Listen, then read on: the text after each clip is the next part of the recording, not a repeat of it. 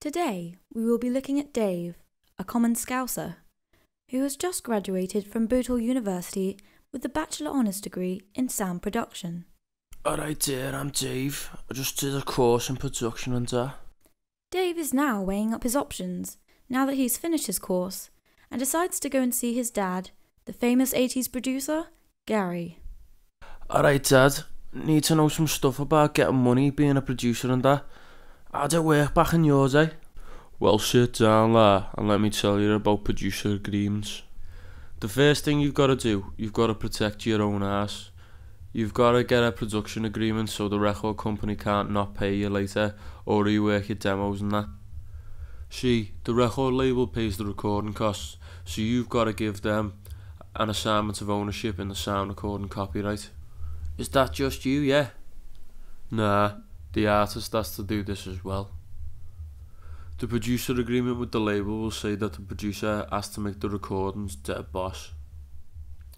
You see, if the label doesn't reckon that they sound dead boss, then they don't have to pay you.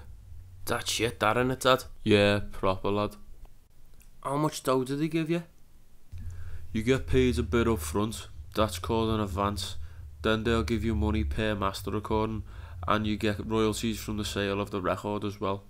If you're boss like me, you get about between 2 grand and 10 grand. But if you're shit like you, then you might only get like 300 per master. Shut up, Dad, you bellend. Only messing, lad. Anyway, if the band's a beast, I might ask the label if I can have a bigger percentage of the royalties. 20% of 5 mil is better than 10k up front, innit? Suppose it is, yeah. Thing is though, your percentage gets taken out of the artist's percentage. So say the artist is getting 17%, then they give you 4%, they only end up with 13%. If it's a solo artist, then it's sound, but if there's like 5 fellas in the band, they only end up getting 2.5% each. If I'm getting more than them, then it causes proper murder. So you've got to sort all this stuff out with the band beforehand, otherwise it gets proper messy. Sounds like it'll get pure moody then. Anyways, Dad, I've got to go. I'm taking me bear for a Nando's later. Sound. In a bit then, lad. With Dave's newfound knowledge of how producer agreements work, Dave decides that it is unrealistic for him to think he will get a job working for a record company or being able to set one up. So instead, he decides to look into independent production with local artists. Dave decides to talk to Steve, a friend who is already working with local bands. Alright Dave lad, how can I help you today? Alright Steve, just needed to know about being hired by bands to produce stuff independently. Working as an indie record producer is a bit different, as the contract is much more subjective and can vary greatly from job to job. First, you have to protect yourself by writing up terms that can be agreed before any recording begins.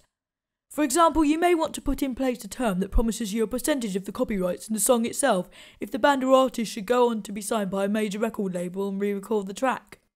Most of the terms in this kind of agreement, though, are made after the track is complete, as you can't predict how much you're going to contribute before you begin working on the project.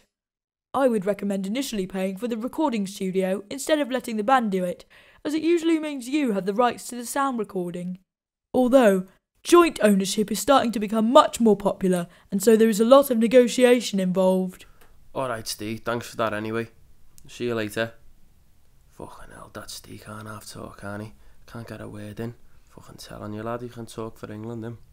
Dave went on to be very successful with local band The Wizards of Bethlehem, and with his fame and fortune, he developed a raving crack habit and later died of an overdose. The end.